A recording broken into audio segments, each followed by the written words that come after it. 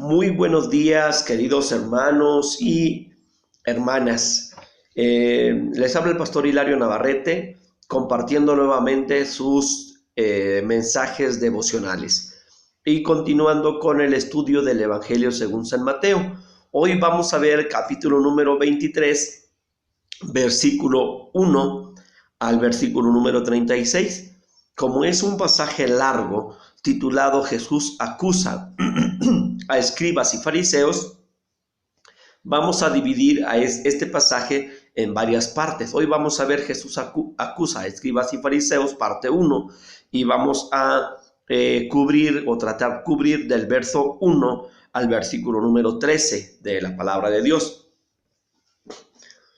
Les invito a que por favor inclinemos nuestro rostro, hagamos una oración y preparemos nuestro corazón para escuchar la palabra. Señor Dios Todopoderoso, Creador de los cielos y de la tierra, te doy muchas gracias porque podemos adorarte, podemos invocar tu nombre y podemos recibir de ti el consejo de tu palabra. Por favor, habla y ministra en nuestros corazones en el nombre precioso de nuestro Señor Jesucristo. Amén. En este pasaje que se titula Jesús acusa a escribas y fariseos, como mencionamos, vamos a dividirlo en varias partes. La parte 1 la vamos a tomar del versículo 1 al versículo número 13 y vamos a hacer lectura de ese pasaje e ir comentando algunas cosas que se encuentran aquí. Dice la palabra de Dios de la siguiente manera: entonces habló Jesús a la gente y a sus discípulos diciendo: en la cátedra de Moisés se sientan los escribas y los fariseos.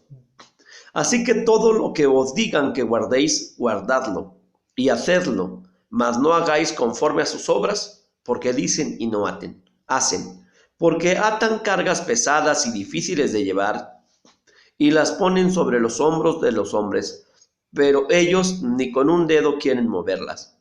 Antes hacen todas sus obras para ser vistos por los hombres, pues ensanchan sus filacterías y extienden los flecos de sus mantos, y aman los primeros asientos en las cenas y las primeras sillas en las sinagogas, y las salutaciones en las plazas, y que los hombres le llamen rabí, rabí.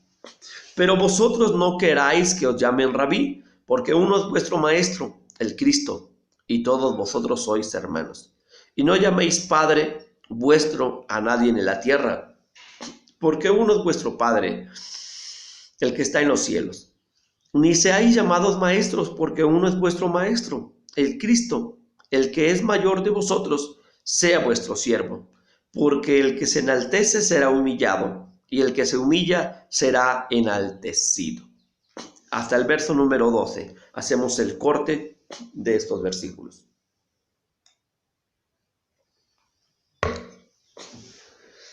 Este pasaje, lo que sobresale o sobresalta en este pasaje es una serie interminable o una serie muy larga de lamentaciones que Jesús hace sobre los escribas y los fariseos. Pero antes de hacer estas lamentaciones o encontramos como una introducción donde Jesús les habla a sus discípulos antes de dirigirse directamente a los escribas y los fariseos. Al dirigirse a sus discípulos, en los primeros versos Jesús resalta el hecho de que los escribas y los fariseos, los maestros principales del judaísmo, dice que se sientan en la cátedra de Moisés, es decir, que cuando ellos van a enseñar, van a dar alguna instrucción, están basados o fundamentados en la Torá o en la ley, en el Pentateuco, y cuando hablan o cuando enseñan lo hacen respaldados por la ley.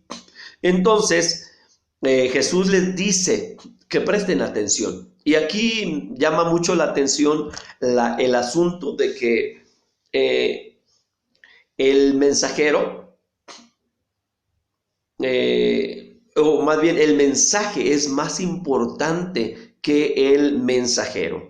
En mi discurso con mis estudiantes o en mis clases sobre homilética, hablando del libro de James C. Crane, El Sermón Eficaz, hemos tomado los puntos principales de ese libro que lleva por título El Sermón Eficaz, y hemos hablado de las demandas del sermón eficaz, y la primera demanda del sermón eficaz es que se requiere un predicador idóneo, y este predicador idóneo debe cumplir ciertas características morales y espirituales y de preparación personal, exegéticas podríamos decir, que le ayuden a ser un excelente mensajero de la palabra de Dios.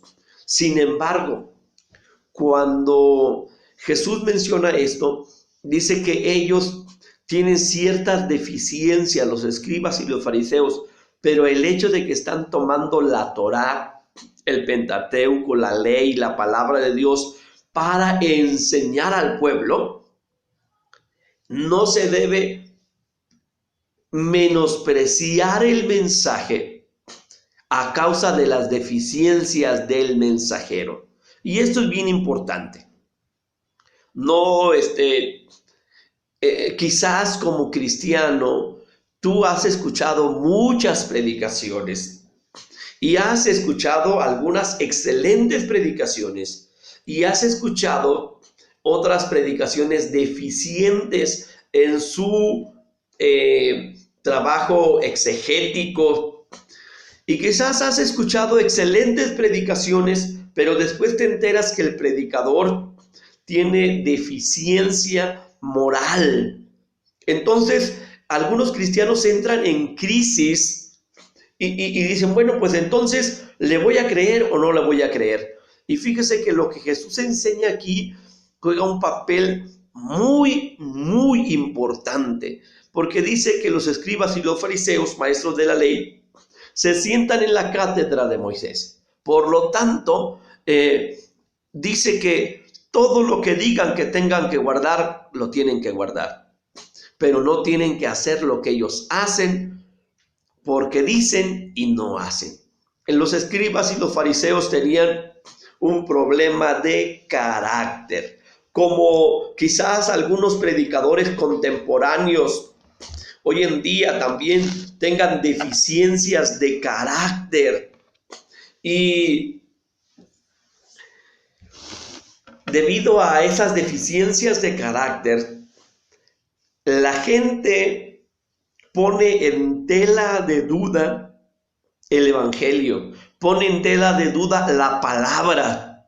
Y la palabra de Dios es veraz, es viva, es eficaz, es poderosa, es santa, es perfecta, es infalible. La palabra de Dios no puede menospreciarse debido a las deficiencias del mensajero. Este es un mensaje bien importante para todos los que escuchan la palabra de Dios, pero también es una oportunidad para recordar a cada uno de mis hermanos, de mis compañeros, mis consiervos predicadores, que debemos de esforzarnos, como dice el apóstol Pablo a Timoteo, procura delante de Dios presentarte como un obrero que no tiene nada de qué avergonzarse, que traza bien la palabra de verdad. Si cada uno de nosotros como pastores y como predicadores nos esforzamos por compartir la palabra de Dios de una manera eficaz y eficiente, eso va a dar realce a la palabra. Pero de una manera muy especial quiero puntualizar que no solamente se está tomando en cuenta en este pasaje la labor exegética, la labor de predicación, la labor de análisis y de investigación, sino también el carácter ético y moral del predicador. Porque aquí los escribas y los fariseos decían, pero no hacían. Así que debe haber congruencia, debe haber consistencia en la vida de cada uno de nosotros. Los versos siguientes, versículo número 4 en adelante, dice que atan cargas pesadas, difíciles de llevar, y la ponen sobre los hombros de los hombres, pero ellos ni con un dedo quieren moverlas. Las cargas pesadas son los 613 preceptos o mandamientos que se desprenden de la Torá a fin de que no faltasen en su obediencia a Dios. Pero en realidad estos eran, en palabras de nuestro Señor Jesucristo, unas cargas tan pesadas que la gente ya no sabía en qué estaba fallando delante de Dios. O sea, había un temor constante de fallarle, estaban más concentrados en no fallarle que en adorarle, amarle, servirle y disfrutar su comunión con Dios. Hermano y hermana, usted y yo debemos de buscar vivir en comunión con Dios. Tenemos que buscar disfrutar el amor y la presencia de Dios. Debe estar concentrado en esa comunión, más que en el temor de fallarle. Y uso la palabra temor en el asunto de miedo. Usted debe, como dice la Escritura, vivir en el temor de Dios, que es esto, respeto reverencial que lleva a la obediencia. Tenemos que ser cristianos obedientes. Pero cuando estamos viviendo con temor, miedo, temerosos de no fallar, o sea, hay cristianos que dicen, es que yo tengo mucho temor de Dios, y no se están refiriendo al temor respeto, se están refiriendo al temor miedo. Y no, usted no puede vivir con miedo, usted no debe vivir con miedo, debe vivir creyendo que el Dios en quien creemos nos ama y nos pide que le honremos y le obedezcamos, pero no temerosos de que a la primera falla involuntaria Él esté descargando su ira sobre nosotros. Él conoce que somos polvo, Él conoce que somos seres humanos, Él sabe que tenemos deficiencias, pero Él nos ama y Él espera que nosotros cada día avancemos en la madurez espiritual. Estos escribas y fariseos, también Jesús sigue recalcando algunas deficiencias de carácter cuando dice que aman los principales asientos en las cenas y las primeras sillas en las sinagogas. Les gusta el reconocimiento. Les gusta el ser reconocidos, el ser aceptados, el ser vistos. Tienen un carácter egocéntrico. Dice el texto, además, que aman las salutaciones en las plazas y que los hombres les llamen rabí. En sí es una egolatría tremenda. Y así hoy en día también hay muchos predicadores que reclaman su derecho a la primacía, reclaman sus títulos, exigen que se les llamen de cierta manera, de cierto nombre de moda hoy en día, como apóstol, como profeta, como doctor, como maestro. Jesús en especial hace énfasis en este carácter ególatra de los líderes religiosos, así como los líderes religiosos de aquella época, muchos líderes de hoy en tiempo.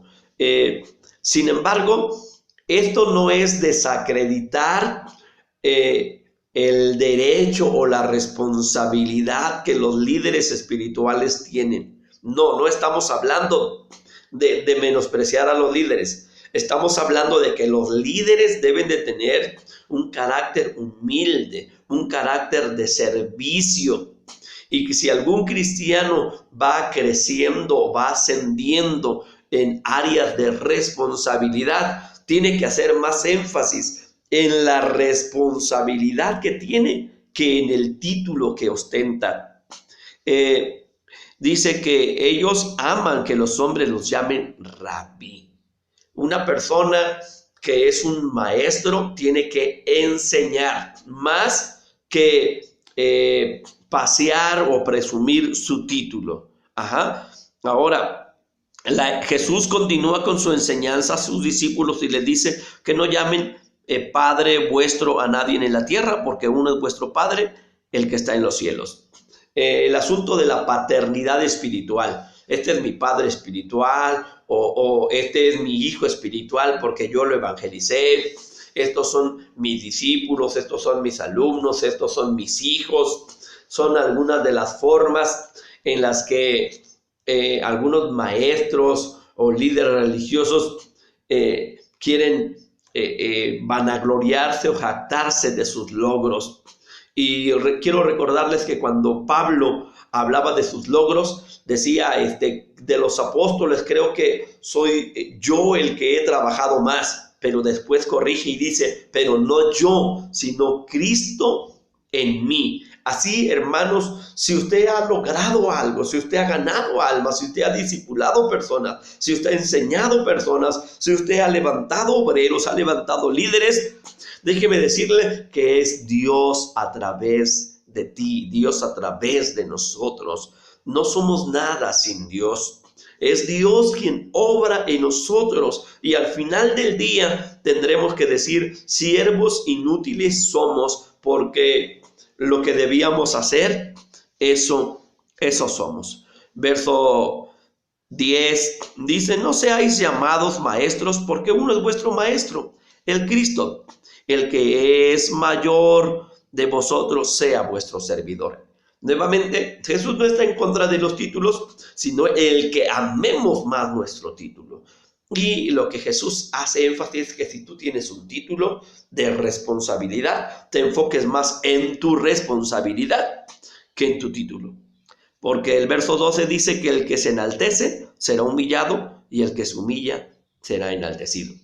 Así que, para terminar esta sección, Jesús no está en contra de los títulos. Jesús está en contra del orgullo, del ego, del nombre, del cargo, del título, de la responsabilidad. Y Jesús quiere que el líder cristiano se enfoque en cumplir la responsabilidad que se le ha asignado y más que se pavonee por el título que se le ha dado. Querido hermano y amigo, escucha la palabra de Dios. No menosprecies al mensajero por su deficiencia ética o moral, o espiritual o exegética. Siempre que se esté predicando la palabra de Dios, presta atención por Dios y por su palabra, porque esta es importante.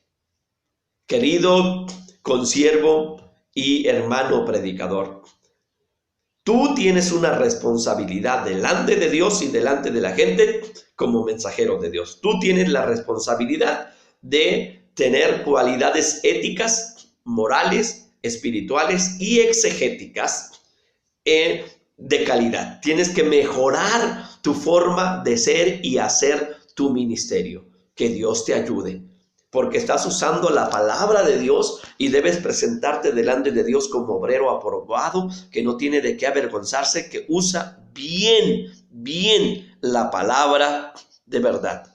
Que tengas bonito día, que Dios te bendiga y espera la siguiente transmisión para continuar con nuestros devocionales personales. Dios te bendiga.